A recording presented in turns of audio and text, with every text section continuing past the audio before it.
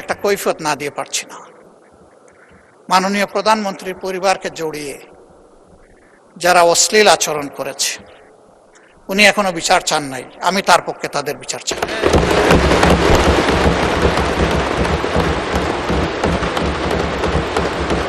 ওনার মেয়ে, আল্লাহ তাআলা আমাকেও দুইটা মেয়ে সন্তান দান করেছেন, আমার মেয়ে।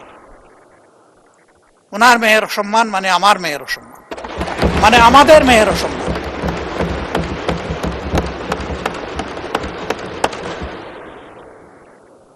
এই ইতর প্রাণীগুলা কারা, তাদেরকে নির্মোহভাবে খুঁজে বের করা হোক। প্রিকনসেপ্ট কোন আইডিয়া থেকে নয়, ব্লেম গেমের জায়গা থেকে নয়, ভেরি ট্রান্সপারেন্টলি এটা বের করে আনা হোক। মাননীয় বিরোধী দলের নেতা, আর কতক্ষণ সময় লাগবে? আপনি যতক্ষণ দিবেন। না, আপনার কতক্ষণ লাগবে? আপনি সারা রাত দিলে আমি রাজি আছি, 2.5 ঘন্টা দিলে রাজি আছি, 4 ঘন্টা দিলেও রাজি আছি। এটা আমার পাওনা।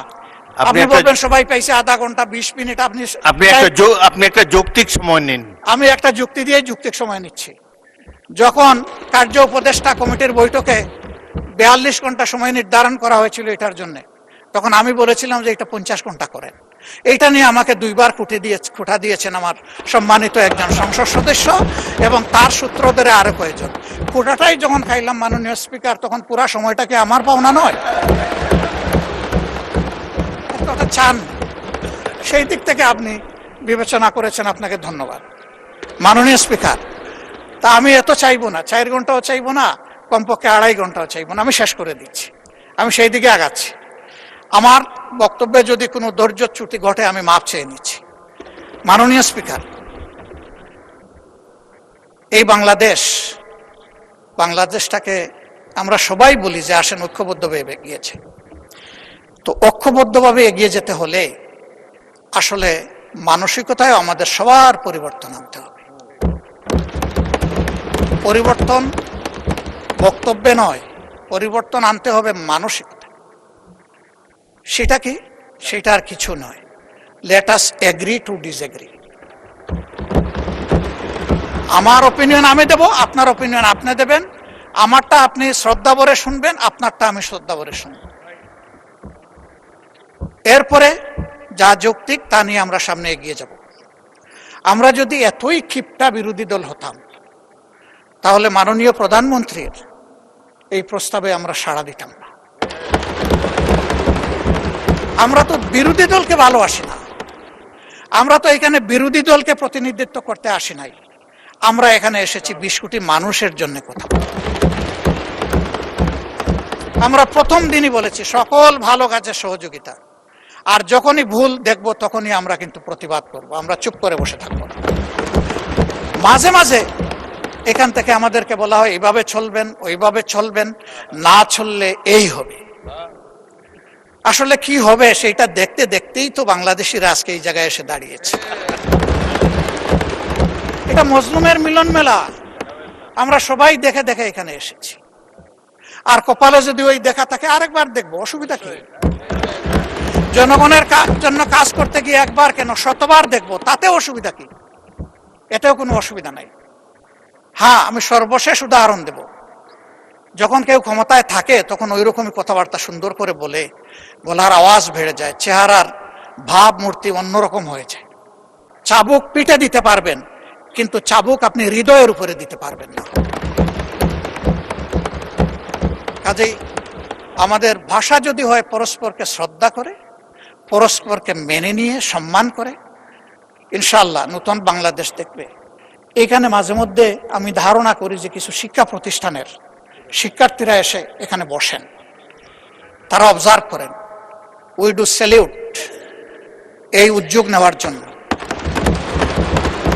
ওরা যেন এখানে এসে আমাদের দ্বারা অনুপ্রাণিত হয়। ইয়েস, আমরা আমাদের এনসিস্টরদের সত্যিকারের এনসিস্টর হিসাবে পেয়েছি। আমরা গর্বিত সাকসেসর হতে চাই তাদের। আমাদের সব কিছু দেখে যেন তাদের মধ্যে সেই উদ্দীপনাটা আসে। ইতিহাসের বিশাল কুপাকুপির পরে কোনো সম্মানিত সদস্য একেবারে শেষে এসে বলেন যে এগুলা বাদ দিয়ে আসেন, আমরা ঐক্যবদ্ধভাবে এগিয়ে যাই। তা আগে দাগ উড়ালগুলা ফেলে দেন, ওই কুপাকুপিগুলো আমরা বাদ দেই, সেটা আমিই দেই আর ওখান থেকেই দেওয়া হোক।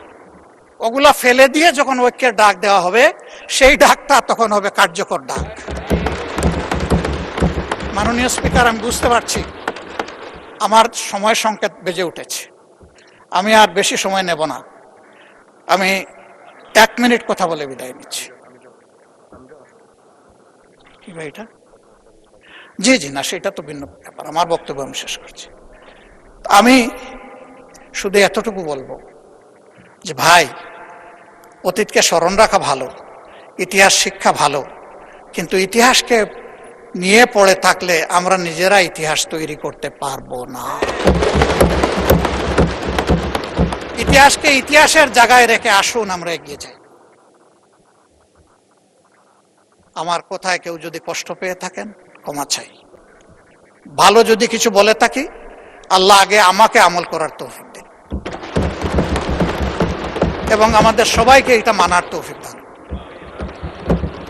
আমার নিজের দুঃখের কথা নাই বললাম, একটা মানুষ বয়স হওয়া পর্যন্ত সব সময় গায়ে কাপড় রাখার চেষ্টা করেছি। মা বাপ যেটুকু পেরেছেন, আমি এখন যেটুকু পারি সামর্থ্যের আলোকে। তা আমার যে কতবার কাপড় চোপড় খুলে ফেলে, নিজেরটা আমি কারে বলব? মাননীয় স্পিকার, কি শিখাচ্ছি, কাদেরকে প্রশ্রয় দিচ্ছি? মনে রাখবেন, আমাদের কেউ যদি এদেরকে প্রশ্রয় দেয়, একদিন এরা আমাদেরও কাপড় নিয়ে টান দেবে। এই নোংরা ধারা বন্ধ হওয়া উচিত। এর অস্ত্র সরকারের হাতে, আমরা সরকারকে পূর্ণ সহযোগিতা করব। সকল টেকনোলজি কাজে লাগিয়ে প্রথমত বলবো যে এই নোংরামি বন্ধ করার পথ বাহির করুন, গোলটা ফিল্টার করে আউট করুন। তারপরে বলবো ইনসিডেন্টালি ওর অ্যাক্সিডেন্টালি কিছু হয়ে গেলে সেইটার কঠোর ব্যবস্থা নেই। আমি সংসদ সদস্যরা 2 জন দাঁড়িয়ে তাদের নিরাপত্তা চেয়েছেন, আমি খুশি হতাম তারা যদি বলতেন আমরা আমাদের নিরাপত্তা চাই না, আমরা 20 কোটি মানুষের নিরাপত্তা চাই।